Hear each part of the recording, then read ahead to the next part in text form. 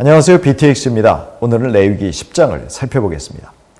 10장에서 아론의 두 아들인 나답과 아비후가 하나님이 명령하시지 않은 다른 불로 분향하다가 죽게 됩니다.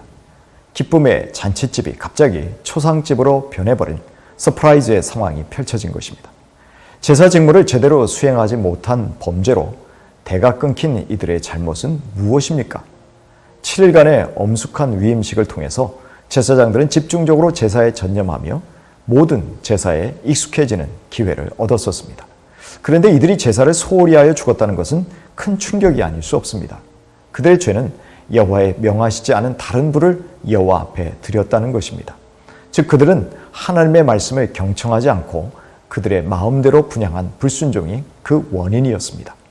이러한 나답과 아비후의 행위는 그들이 여호와께서 모세에게 명령하심과 같았더라라는 8장과 9장에서 빈번히 나타나는 기록들과 날카롭게 대조됩니다.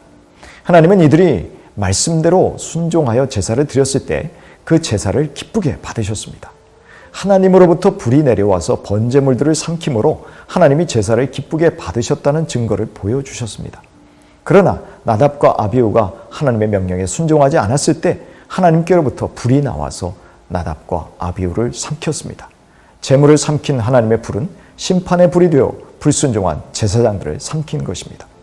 하나님은 순종하는 자들을 찾으십니다.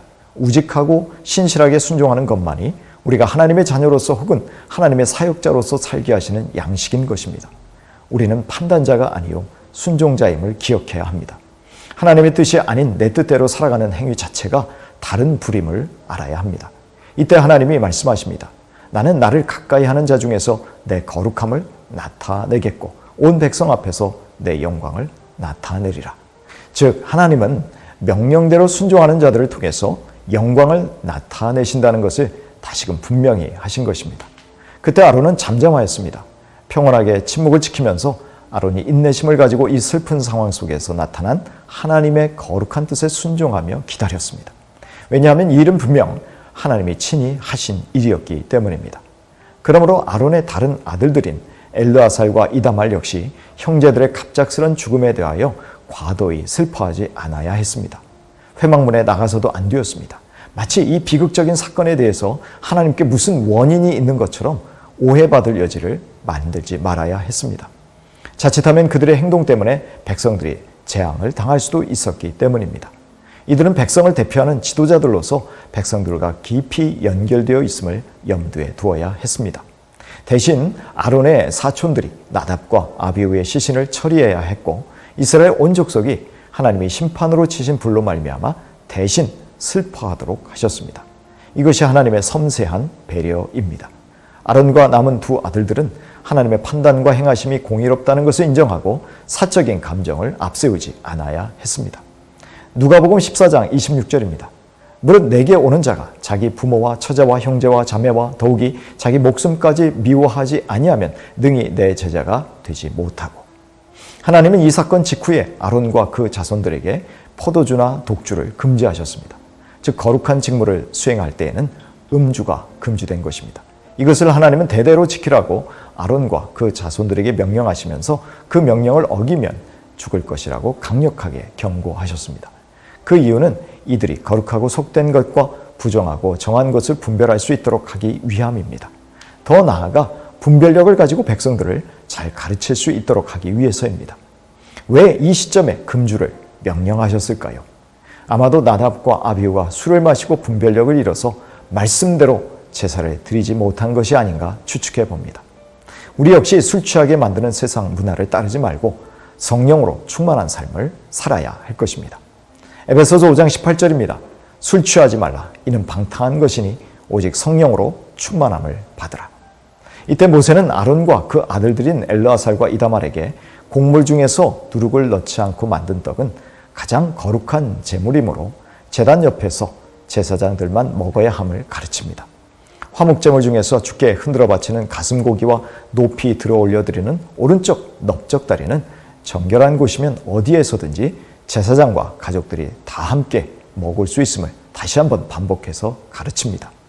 그렇게 모세는 더 이상의 실수가 없도록 하나님의 지시를 더욱 강조하고 있는 것이지요. 그런데 모세는 아론의 남은 두 아들들인 엘르아살과 이다말에게 화를 냅니다. 그 이유는 그들의 분깃인 제육을 먹지 않았기 때문입니다. 피를 성소 안에까지 가지고 들어간 속죄제의 제육은 제사장들이 먹지 않고 태워버려야 합니다.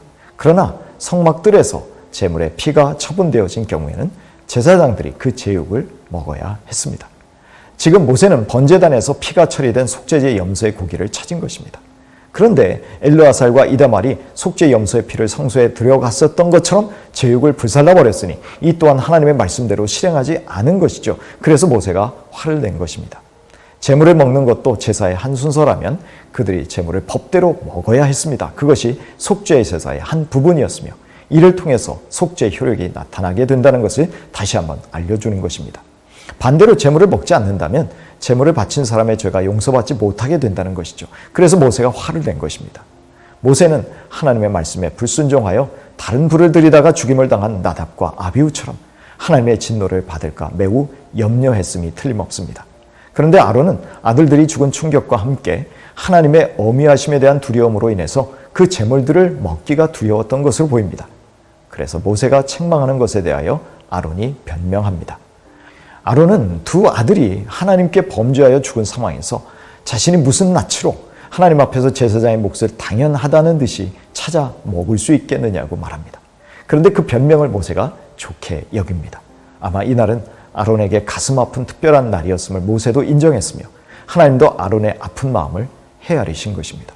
이처럼 율법에는 항상 예외가 있으며 이를 통해서 율법이 사람을 위해서 존재한다는 것을 다시 한번 확인하게 됩니다. 또한 하나님은 늘 사람의 행위의 동기와 마음을 먼저 살피신다는 것을 알려주신 것입니다. 제사장 위임식의 절정에 번제단의 제물들을 삼킨 영광스러운 불은 갑작스럽게 심판의 무시무시한 불로 바뀌었습니다. 제사를 집전하는 제사장들이 가르쳐주신 규례에 불순종함으로 거룩하신 하나님의 기준에 어긋났기 때문입니다. 하나님을 가까이서 섬긴다고 하는 사람들이 더욱 하나님의 말씀에 순종해야 할 까닭이 여기에 있습니다.